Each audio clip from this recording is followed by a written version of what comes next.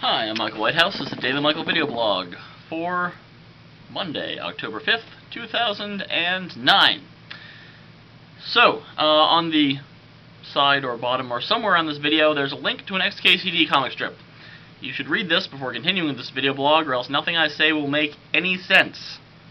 Okay, it might not make sense even if you do read it, but it definitely won't make sense if you don't read it. So pause the video right now and read the comic. Now really, do it. Okay, hopefully you've now read the comic. So the reason I'm talking about this comic is that this comic has evoked quite a firestorm. There's two other links there to some posts talking about how terrible this comic is and how it is an example of male patriarchy, culture, blah blah blah, yakety schmack. One of the comments from it, this is from the LiveJournal that directed me to these two blogs, said, this is a quote from one of the offended parties.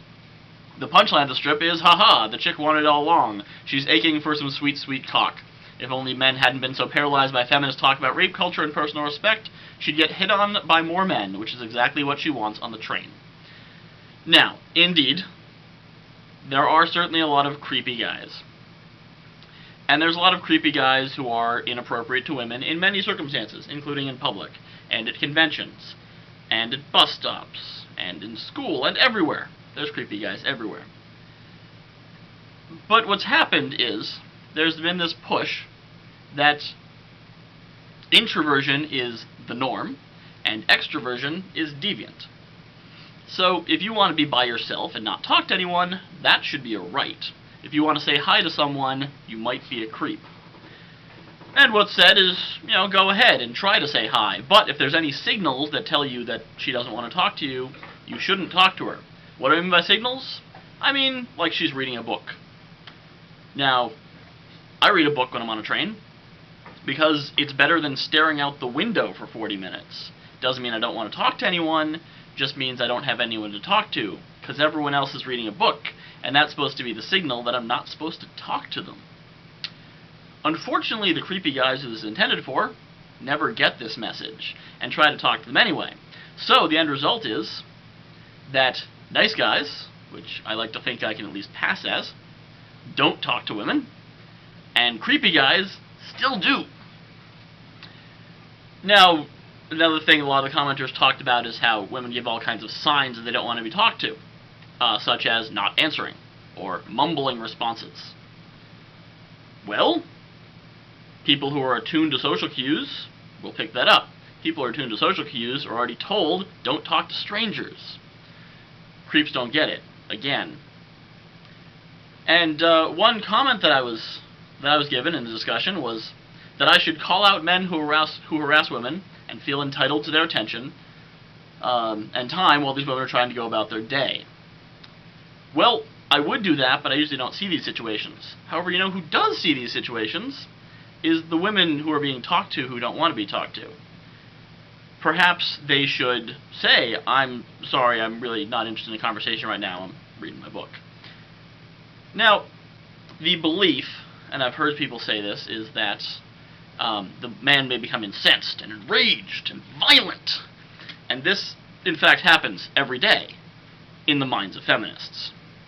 It, however, does not happen on the street, because most people are just trying to make conversation.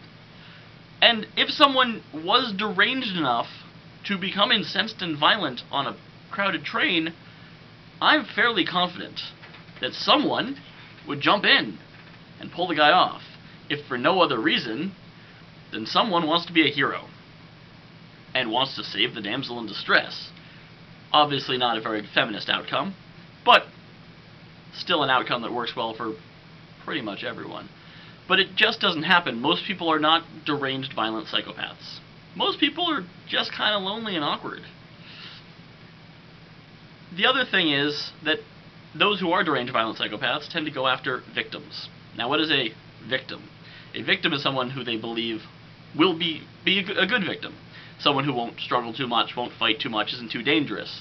They look for these people by looking for people who walk with their heads down, who don't make eye contact, who are quiet, who are non-confrontational because they're less likely to be confrontational in a violent event.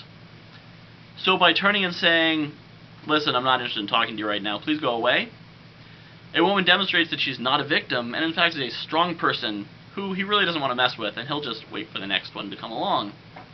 There's a saying, no one can make you feel inferior without your consent. Similarly, no one can make you a victim without your consent. I have been victimized at times, certainly not to this extent, but, I've been ripped off for large quantities of money, and I don't feel like a victim. It's not that the world victimized me, woe is me. It's that I failed to adequately defend myself, and I will hopefully learn from the event and defend myself better in the future. And if not, well, I need to learn more. The world's a dangerous place. If you are walking through the woods by yourself, and you're attacked by a tiger, maybe next time you'll learn to carry a rifle when you walk through the woods. And don't just say, woe is me, why is the world so dangerous, let's make it safer. So that's about all I have on the topic for now. I imagine I'll get some comments on the topic, as is one of those controversial things. I look forward to them. In the meantime, I'm Michael Whitehouse, and that'll do.